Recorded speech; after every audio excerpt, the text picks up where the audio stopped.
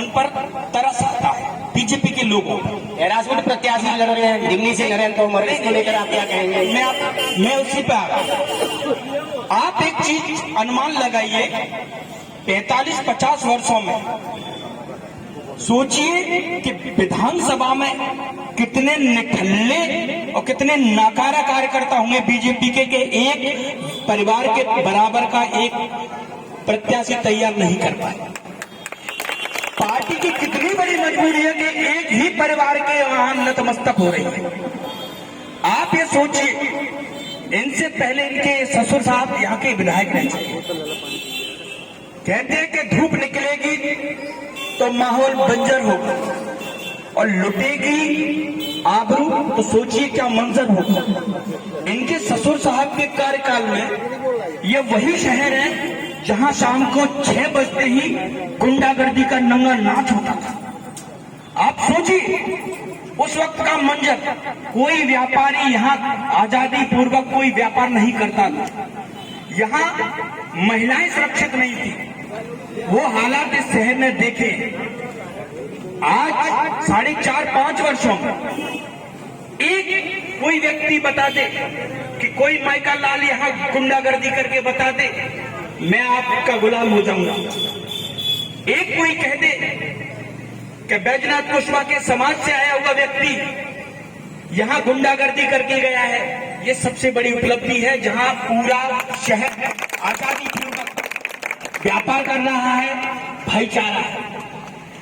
और आप इस चीज की स्थिति को खुद समझ सकते हैं कि एक नरेंद्र सिंह तोमर नहीं, एक केंद्रीय मिनिस्टर है। नरेंद्र सिंह नाम को छोटा मोटा नहीं है, एक केंद्रीय मिनिस्टर को यहाँ आना पड़ा, तो सोचिए इनकी परिस्थिति कितनी भयावह है।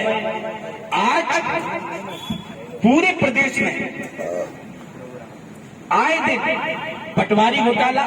जहाँ तक संघर्ष की बात है, कांग्रेस से भी ज्यादा संघर्ष इनने किए। जी बैठिए विभूति, संघर्षों में आप दूर हट जाते हैं, ऐसा क्यों? संघर्ष, पार्टी कांग्रेस संघर्ष से ही निकली है। जितना आपको एक बात आजादी के पहले की बात मत, नहीं, मैं आजादी के बाद की बात पहले की बात नहीं, मैं आजादी के बाद की बात कर रहा हूँ। कांग्रेस ने आजादी के बाद ही अपने देशभक्त प्रधानमंत्री इस देश के लिए शहीद किए हैं। वो हमला था, वो आतंकी हमला था, शहीद नहीं कह सकते। शहीद को शहीद नहीं कह सकते। राजीव गांधी आतंकी हमला, इंदिरा गांधी आतंकी हमला, नहीं आतंकी वो शहीद हुए। आतंकी हमले में भी देश के लिए प्रधानमंत्री पुलवामा में हुए, शहीद दबा दिया गया, वो शहीद है, वो शहीद की ही श्रेणी में आते हैं। देश का पूर्व प्रधानमंत्री, वर्तमान प्रधानमंत्री जो देश के लिए शहीद हो गए, वो आप कह रहे हैं वो आतंकी। कांग्रेस के योगदान को नहीं बुला रहे हम, पर कहीं ना कहीं राजीव जी पर हुआ हमला आतंकी हमला था। आतंकी हमला तो पुलवामा में भी था। आतंकी हमला ही होता है, आतंकी ही होते हैं, आतंकी की कोई जाति नहीं होती। लेकिन इस देश के लिए बलिदान कांग्रेस ने ही दिया है। नहीं, शिव वर्मा जैसे कई नाम है, शिव वर्मा जैसे, हरकिशन सुरजी जैसे कई नाम है। आप अकेले कांग्रेस को नहीं कह सकते। मैं भगत सिंह को भूल रहे हैं, चंद्रशेखर को भूल रहे हैं। मैं आपको बात बताऊं, बीजेपी की तरह हम नहीं है जो दूसरे के पापा को चाचा कहते और चाचा को पापा कह दे। नेताजी सुभाष चंद्र बोस ने कांग्रेस छोड़ी थी। अब मैं सीधा आप पे आता हूँ। कांग्रेस के चुनिंदा अध्यक्ष एक बने नेताजी सुभाष चंद्र बोस, पट्टा भी सीतारमैया को हरा के। क्या कारण रहे? आप कांग्रेस ही हो, जवाब दीजिए। क्या कारण रहे कि नेताजी ने इस्तीफा दिया कांग्रेस से? देखिए, बार-बार ब्लॉक बनाई। मेरी बात सुनिए। जब सुभाष चंद्र बोस, उन्होंने चाहे वो सरदार वल्लभ भाई पटेल हो, चाहे भगत सिंह हो, किसी ने संघ का पहरेदारी बनना स्वीकार नहीं किया। क्यों?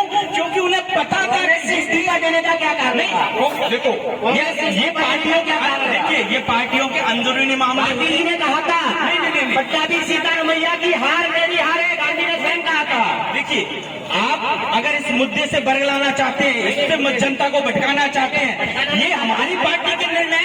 देखिए, इतिहास की बात, देखिए आप एक चीज बताइए, बीजेपी जैसे कहती है कि सरदार वल्लभ भाई पटेल, हम ये कहते हैं कि सरदार वल्लभ भाई पटेल जी भी कांग्रेस में और मरे भी कांग्रेस में। अगर सबसे पहले कांग्रेस ने और सरदार वल्लभ भाई पटेल ने अगर बैन लगाया तो सरदार वल्लभ भाई पटेल ने लगाया। लेकिन बीजेपी आज उनको अपना भगवान मान रही है। क्यों? क्योंकि उनके पास उनके पुरखों के इतनी अच्छी करतूतें नहीं है। उनकी करतूतें हमेशा अंग्रेजों के पिट्ठू, अंग्रेजों के पिछलग्गू बन के रही है। आज तक तो नागपुर का जो उनका मुख्यालय है उनका प्रमाण है कि आज तक वो तिरंगा। राहुल जी, हम आपके योगदान को नहीं बुला रहे हैं, योगदान कम है, कांग्रेस का कहीं से कम नहीं है, और कहीं ना कहीं नेताजी जी भी वो कारण है लाइट बंद करवा दी। चलिए कोई बात नहीं। देखिए आदरणीय, इसमें तो मेरा ये 2-3 निवेदन है। पहली बात ये है कि अभी